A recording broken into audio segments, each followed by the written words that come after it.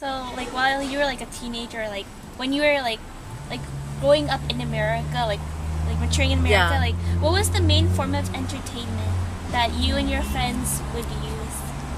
Like movies, like music, radio. You know, um, as as uh, as a teenager, right? I was a teenager in the Philippines, not here, because when I came here, well, I was almost 18 when I came here. So most of my teenage years was in the Philippines.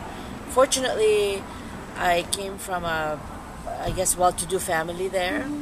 So our form of entertainment was, we go to the movies, and we would just hang out. We would go to the restaurant and just talk. We would, in the Philippines, just riding, the kalesa, we call it, or you can just do a lot, because in the Philippines you do a lot of walking. Right.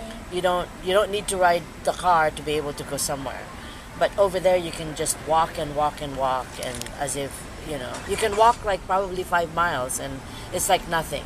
Right. So the form of entertainment is very, very inexpensive there, because you just be with your friends, and just talk. You don't, the movies is a luxury actually. Right. Even though we were well-to-do and we could afford it, we would rather just hang out. We call it barcadas. And I used to play the guitar, so we would play the guitar and we would just sing. How is Yeah. how's that different from the entertainment kind of like lifestyle here in America? You mean when I came here as a teenager?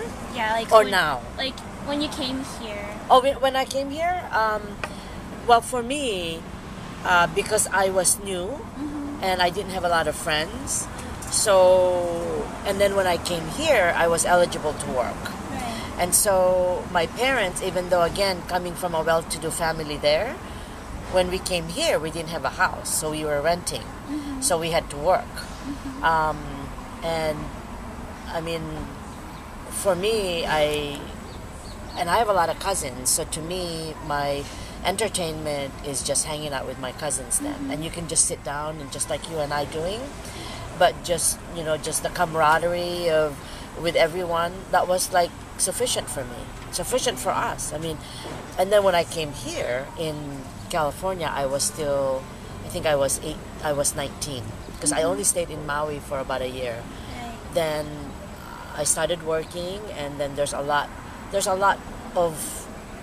more forms of entertainment here, right? Because it's the city compared to Hawaii being an island. So you can go dancing here, you can go to the movies, you can go to the concert, or you can go up in the mountain, or you can go to Santa Cruz, or you can just, I mean, it's endless, right? But particularly for me, I worked, but then if I don't work, then I would just rest. I mean, but I would go dancing a lot. Oh. I remember I would dance probably 3 times a week. Wow. I would dance until 2, and then still go to school, and then go to work part-time. Oh, wow. When you're that age, it's almost like your energy is endless. Yeah, you can only have like 2 hours of sleep, and you have the energy back. Right. So that's what I remember.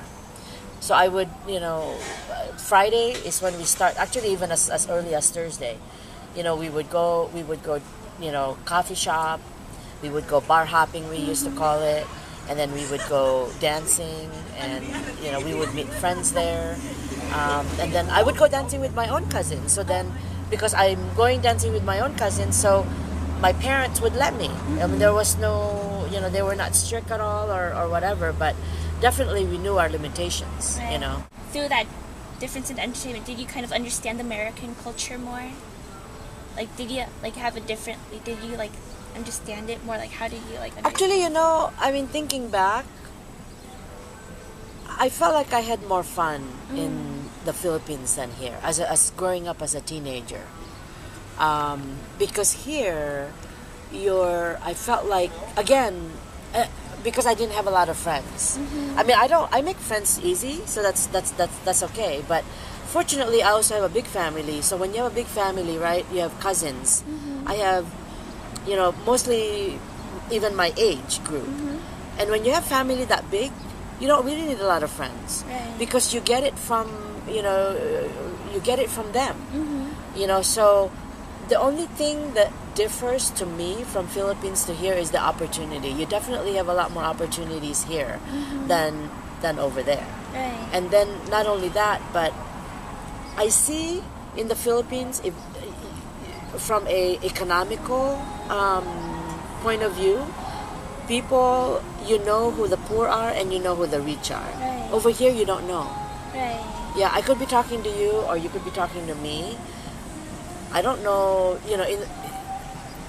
it's not as obvious as it is over there. Right. Yeah, that was one of the things that I noticed. Like when we were renting, when we first moved to Hawaii and we were renting, that wasn't to me, I was the one that was, well, why are we renting? We have so much money in the Philippines. Why could we not bring it here? But then the people that were also rich are the same thing. They I mean, maybe at that time it was harder to buy a house, but it made me realize that, when you're in America, it's endless. You have the power to do whatever you want. Right. Now in the Philippines, actually you can too, but it's a little bit more. It's not as Easy. It's not as easy. That's right.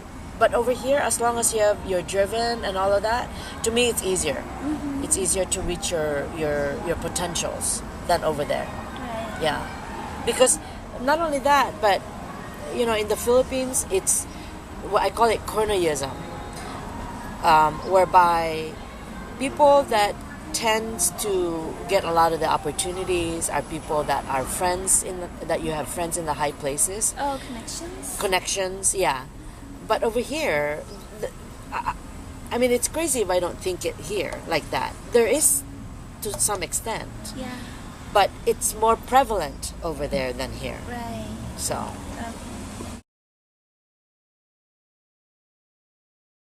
And in 1981, there was a significant increase of international tourists. How did it really affect your community when you lived here? let me see. I think for me, I think the first terrorism that I got, I mean, that I think all of us got impacted, would probably be, the 9/11. Right. I think all of us were definitely impacted there.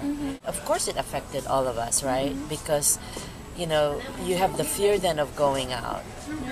Now, granted that a lot of these happen in the East Coast, but, terrorism could happen anywhere. And so, you have the fear of going out, you have the fear of flying, you have the fear of, just even going to the mall, because you don't know if somebody could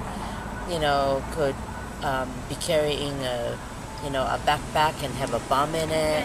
I was afraid of going to events, like concerts and all of that, right? It's natural, right? Because, it was so fresh, and because of the amount of people that died from that terrorism, because it's both, right? Right. Both ground and up in the sky. So it could happen anywhere. Again, the impact for me is that was also at the height of when I was traveling a lot to Asia. Oh. So my recollection is that my company put a halt of all of the travel, I think, for maybe about a month. Oh. Until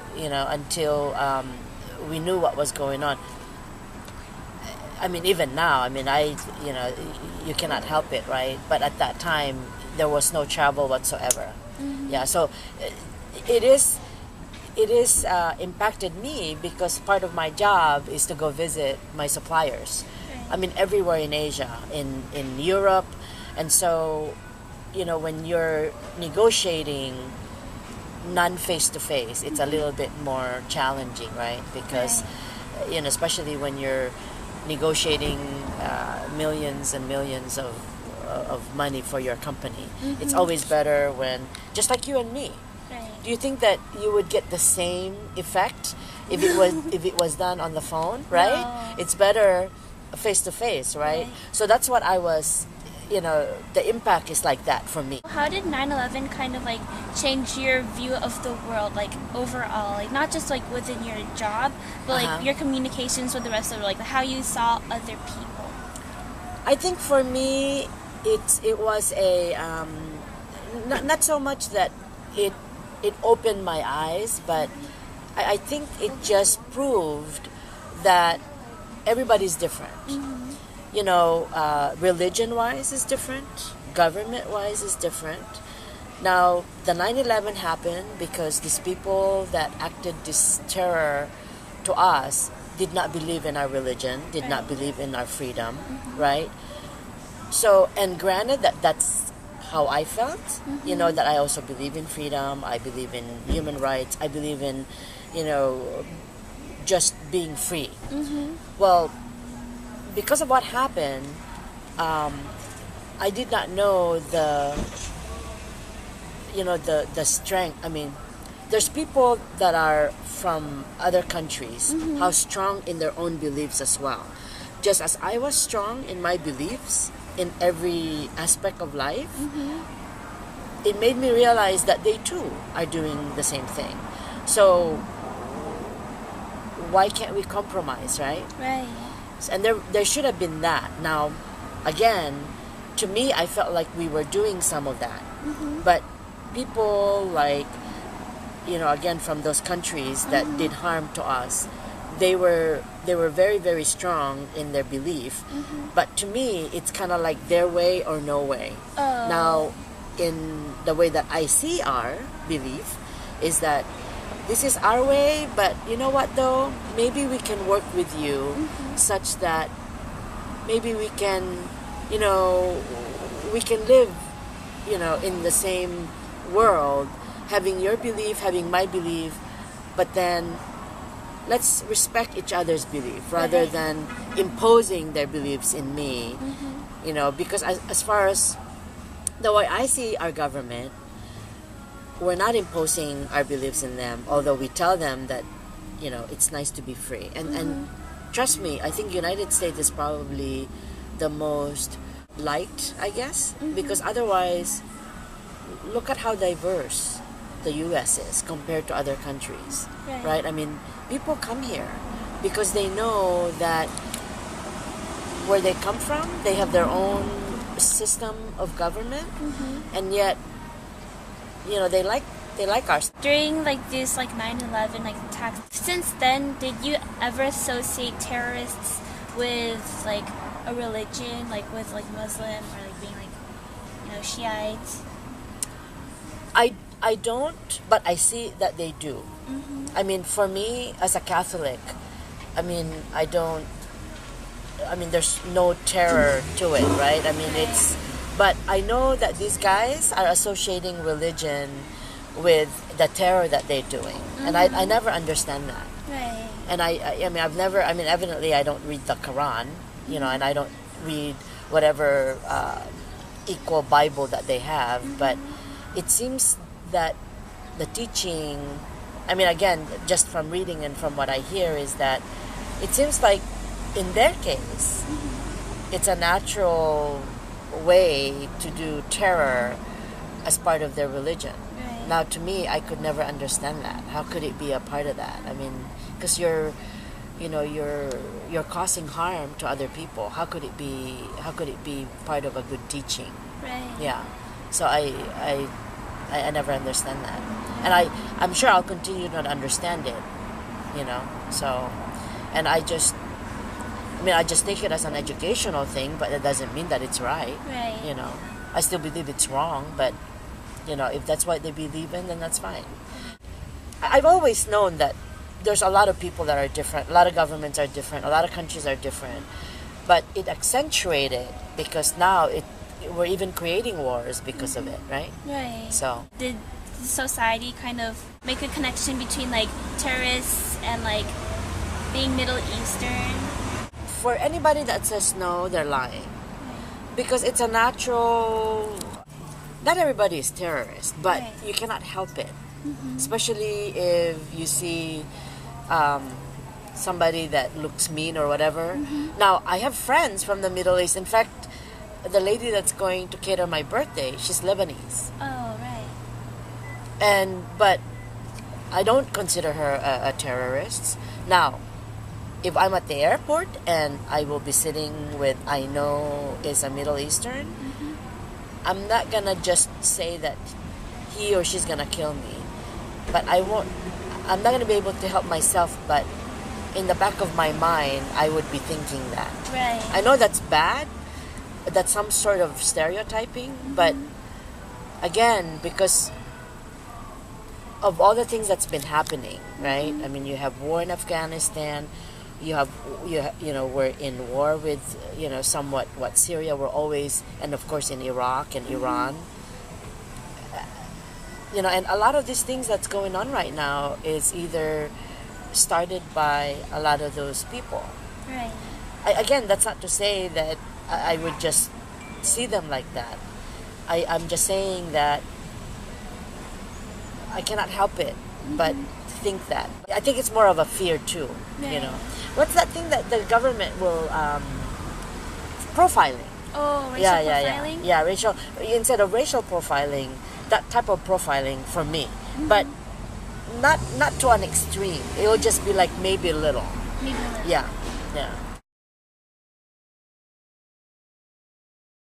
Was the issue of AIDS an important part of society that led to fear of sex among individuals? I was in the height of that. That was because I moved here in 1979, and I think the AIDS thing was in the 80s. 80s and early 90s, I think. Right. Yeah. When AIDS came about, right, it was a disease. Again, these are just my recollection. It was a disease of gay people. And it started that way. But then there are also people that are bisexual, and and at that time they said that it can only be spread through having sex. But then we found out that it got spread in all sorts of things, from needle, I mean, mostly because it's a blood transfusion, or when you're getting your blood tests or whatever, right? And even people that are on drugs, when they take heroin or whatever, and they keep using the same blood and all of that stuff. But again, the way that I remember AIDS is that it was through sex. But over the years, I think it progressed to where not just from having sex then, and not just from being gay, but anybody, so there was, there's fear in all of us, right? Because, you can be having sex with, your boyfriend, but then you don't know what background he's got. So there's all that fear, you don't just take it, oh, well, I like it, so I'll just, so there's always that, well, maybe we should wear protection. So I was a teenager at that time. I was actually in my 20s already, actually. But I was very, fearful. And as a result, I would, use any way to protect me. And, if the other person is not protecting himself, then at least I know that I'm protected, because I'm doing everything I can such that I would not get it. Yeah. Right. Did society kind of associate AIDS with gays or AIDS with bisexuals? I think at one time they did, because again, it was a gay thing. It was a gay sickness. So the society associated it that if you're gay, then more likely you'll get it. But over the years, since it progressed to other, to other types, not just, I mean, even for, if you're in a monogamous relationship, right? You can even get it through blood transfusion. It's not just sex then, right? So, but there was the height. at one time. I mean, there was one time where the height of it was because of gay people.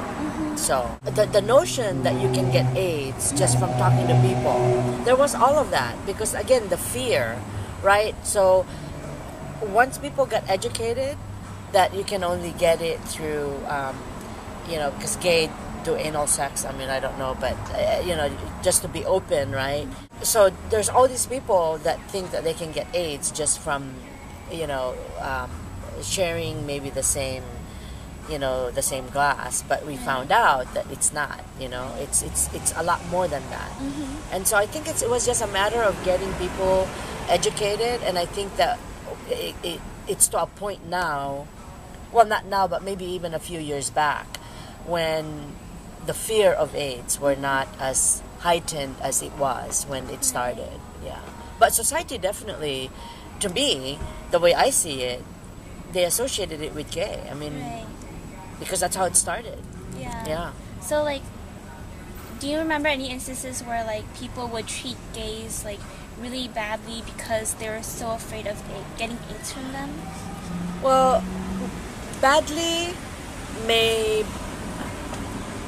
for me, it's not so much that I would treat them badly. I think there was just that fear of being close to them. So I would avoid them.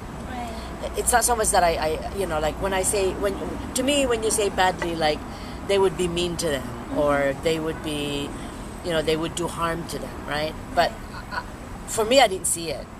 The way I saw it is that they would just avoid them. And that's how I did it myself. So me witnessing let's say a violence towards gay because of AIDS, I did not see it, but I saw it on TV. Oh. Yeah, I saw it on movies. I've not witnessed it myself, only on on TV, like on the news, because some gays get beaten up, just for no reason because they think that they may have AIDS. So.